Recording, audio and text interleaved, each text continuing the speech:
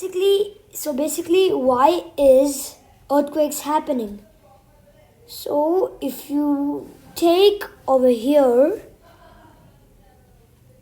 this is where Syria and Turkey are located, like right here. And so basically what is happening is the Eurasian plate, this big thing, so basically this Eurasian plate is moving,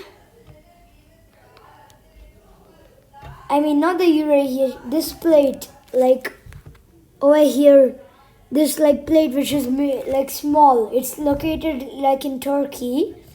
That plate is moving this side, like towards the west, whereas the Arabian plate, this thing is moving towards the north, which is causing an imbalance, which is therefore making many earthquakes over here in this region.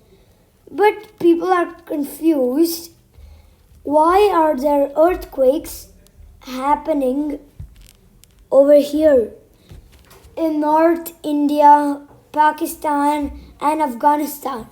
So basically the answer is the Indian plate is basically moving north while the Eurasian plate is moving west, and that's what's causing the earthquakes over in these regions in North India, Afghanistan, and Pakistan.